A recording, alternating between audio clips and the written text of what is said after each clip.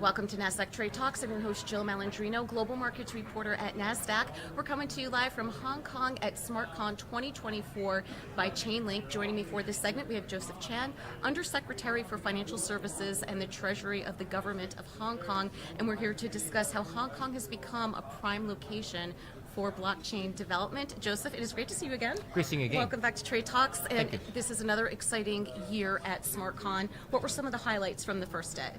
Well, first of all, it's very exciting to see SmartCon be held in Hong Kong, first time in Asia.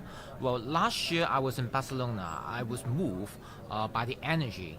And at the same time, after that conference, what I found is that there's a lot of great stuff with the Chainlink community that I think Hong Kong and Asia can benefit from, and vice versa. There are a lot of Web3 opportunities in Asia and Hong Kong that I believe the Chainlink community should explore.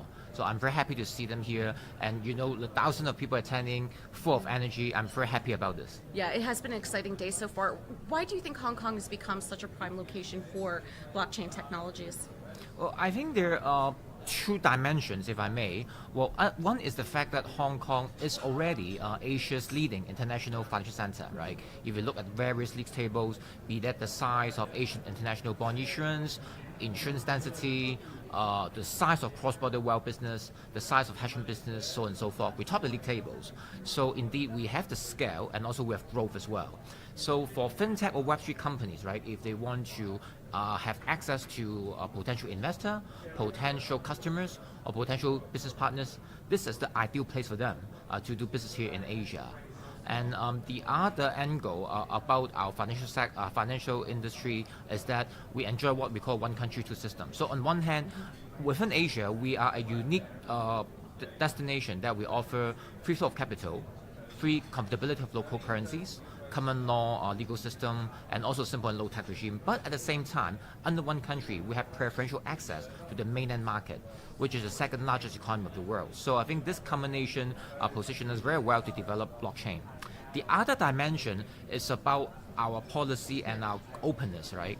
Actually, blockchain to Hong Kong is not new at all, right? If you look at our policy back in 2018, we already applied blockchain into our motor insurance business locally. In 2019, we already applied blockchain in a trade financing among banks as well. And since then, we keep pushing different development on blockchain and Web3. Actually, 2 years ago, we promulgate our policy statement on virtual asset business. We reckon that virtual asset is an asset class here to stay. So what we believe is we want to have a very, I would say, stable environment for the business to grow in a sustainable and responsible manner. So since then, we have been applying what we call a same activity, same risk, same rule principle.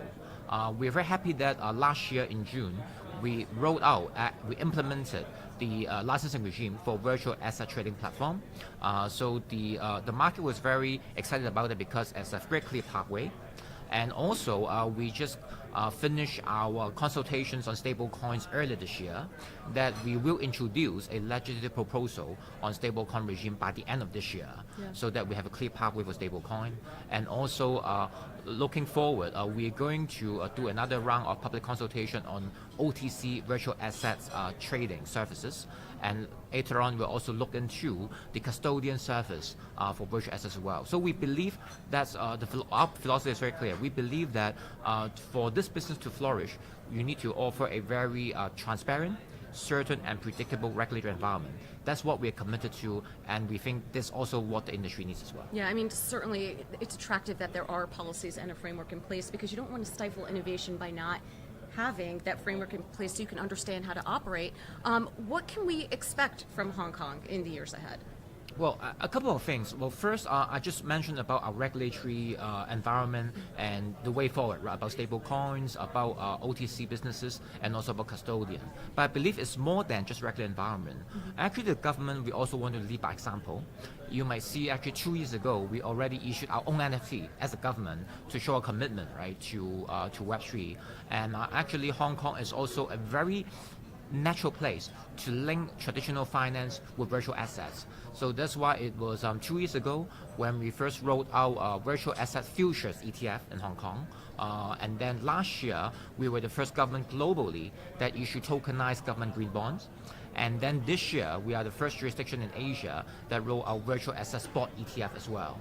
So you can expect in the future, we will continue to leverage on our leading position in traditional finance to link virtual asset with traditional finance.